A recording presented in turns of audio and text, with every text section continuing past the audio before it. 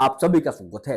अगर आप सभी नीट 2025-26 का प्रिपरेशन कर रहे हैं तो सभी स्टूडेंट्स का एक ही ड्रीम होता है कि एमबीबीएस गवर्नमेंट कॉलेज में जाना, और होना भी चाहिए, और सभी इसी डायरेक्शन में मेहनत कर रहे हैं। लेकिन देखो, टोटल गवर्नमेंट एमबीबीएस सीट्स जो है वो अप्रॉक्स 56,000 के आसपास है, और टोटल इस बार नीट 2025 25 लाख से ज्यादा स्टूडेंट्स एग्जाम देंगे। इसका मतलब क्लियर है कि वली गवर्नमेंट एमबीबीएस 56,000 स्टूडेंट्स का ही एडमिशन होगा। बट बाकी स्टूडेंट का क्या? देखो, जो जी जान से मेहनत करेगा, सही डायरेक्शन में सही स्टडीज के साथ मेहनत करेगा, उसका सिलेक्शन हो जाएगा। अब मैं कुछ आपसे बात करने वाला हूं। सभी का सपना एमबीबीएस करना होता ही है, लेकिन मैं कुछ सजेशन आपको दूंगा।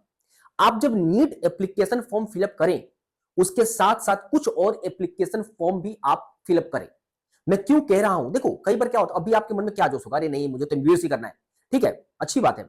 लेकिन कई बार क्या होता है कि मान लो अगर आपका सिलेक्शन हो जाता है, तब तो कोई दिक्कत नहीं है, आप खुश होते हो अगर आपका ड्रॉप ज्यादा हो गया तो। लेकिन बाद में जब सिलेक्शन नहीं होता है तो अफसोस होता है, काश मुझे ये भी फॉर्म फिलअप करना चाहिए बैकअप के लिए, ताकि मैं एडमिशन भी ले लूं एज ए पार्शियल ड्रॉप और नीट का भी तैयारी शुरू करूं, क्योंकि पेरेंट्स अलाउ नहीं करते हैं।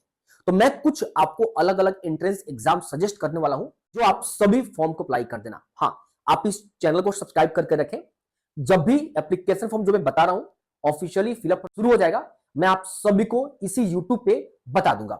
आप सभी देखो, यहां पे सबसे पहले नीट 2025 तो आपको पता है कि एनटीए कंडक्ट करता है, और 15 फेब के आसपास एक्सपेक्टेड है इसका एप्लीकेशन फॉर्म, ये सबको पता है। अब देखो, एम्स दिल्ली एक पैरामेडिकल और नर्सिंग का एग्जाम कंडक्ट करता है, उसको जरूर भरो।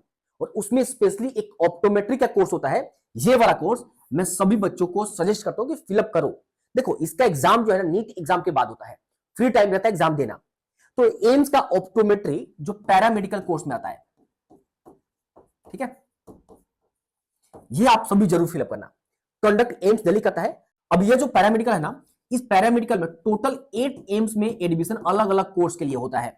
ऑप्टोमेट्री, रेडियोग्राफी मतलब रेडियोलॉजी या इमेजिंग टेक्नोलॉजी, ओटीटी में, ठीक है, ये सब पैरामेडिकल जो तीनों बताया, ऑप्टोमेट्री, रेडियोग्राफी और ओटीटी, ये पैरामेडिकल कोर्स में आएगा।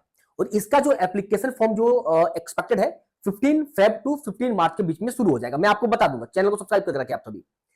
एम्स नर्सिंग का भी होता है, ये बैचलर डिग्री है, ठीक है। अच्छा, हालांकि ऊपर वाला भी बैचलर डिग्री है, ठीक है, ये डिग्री है, ये भी एक्सपेक्टेड, मतलब पैरामेडिकल और नर्सिंग दोनों का जो एप्लीकेशन फॉर्म एक साथ जारी किया जाता है। मैं हर साल बच्चों को बताता हूं, आप सभी चैनल को सब्सक्राइब करके रखो, मैं आपको बता दूंगा। अब देखो, IISER, यह मतलब एजुकेशनल एंड रिसर्च कॉलेज होते हैं इसमें, ठीक है, इसका भी आप सभी अप्लाई जरूर करो, ऑनलाइन होता है, इसके बारे में भी मैं आपको बता दूंगा। कुछ और इंपॉर्टेंट एग्जाम है, ये CUET, आप सभी फॉर्म को जरूर फिलअप करना। इंडिया के जितने भी 30 टॉप यूनिवर्सिटी है, ये CUET common university entrance test ये कंडक्ट करता है, और उन सभी यूनिवर्सिटी में अलग अलग कोर्स में एडमिशन होता है, ठीक है। और इसी में ICAR एग्रीकल्चर का है, CUET से ही इसमें ICAR में आप सभी को एडमिशन मिलेगा। और इसका एक्सपेक्टेड जो एप्लीकेशन का डेट है 25 फेब टू 25 मार्च तक है। तो ये CUET जरूर फिलअप करना, बहुत सारे कोर्सेस में। देखो, बैकएंड के लिए आप सभी जरूर फिलअप करना। बाद में क्या होता है ना, पेरेंट्स कहते हैं कि नहीं नहीं अब एमबीबीएस में नहीं हुआ तो पार्शियल ड्रॉप करो, एडमिशन कहीं ले लो, फिर तैयारी करो, उस केस में असमंजस में पड़ जाते हो। और बहुत सारे स्टूडेंट क्या करते हैं, पेरेंट्स के दबाव में जाकर कहीं ना कहीं बैचलर डिग्री या प्राइवेट कॉलेज में एडमिशन लेते हैं। उससे बेटर है ये सब फॉर्म फिलअप करके रखो आप बैकएंड के लिए, ठीक है।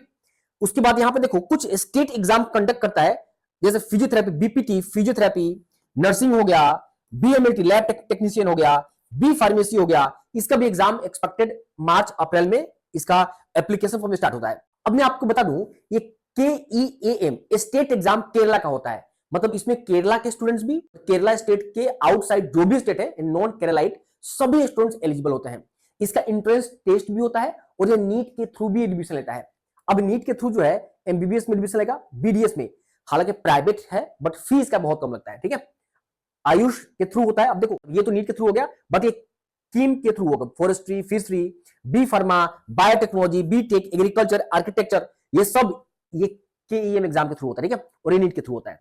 तो आप सभी स्टूडेंट्स मार्च अप्रैल में इस वेबसाइट पे चेक करते रहेंगे, या मैं आपको इन्फॉर्मेशन प्रोवाइड कर दूंगा, ठीक है। अब देखो, ये सिर्फ बाकी जितना भी बताया ऑल ओवर इंडिया के बच्चे हैं तो वो फिलअप कर सकते हैं। ये जो इंद्रप्रस्थ यूनिवर्सिटी है, ये सिर्फ दिल्ली के लिए है। तो अगर दिल्ली से बिलोंग करते हैं, MBBS, BAMS, BHMS, nursing, B pharma जो है वो इंद्रप्रस्थ यूनिवर्सिटी अपने स्टेट का है, ये नीट के एग्जाम देंगे, इन कोर्स में आप एडमिशन पालेंगे। ऐसे बहुत सारे और भी कोर्स है, बट ये जो बताया ये बहुत इंपॉर्टेंट है। मेरी बात समझ आए ना?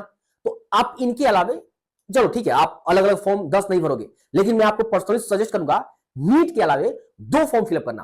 पहला CUET common university entrance test, और दूसरा एम्स का पैरामेडिकल फिलअप करना, जो कि ऑप्टोमेट्री आता है, चश्मा जो होता है, आई टेस्ट करते हैं वो होता है। ये 2 फॉर्म आप जरूर फिलअप करना, मैं पर्सनली आपको सजेस्ट करूंगा। अगर गर्ल्स है तो नर्सिंग भी आप फिलअप जरूर कर सकती हैं।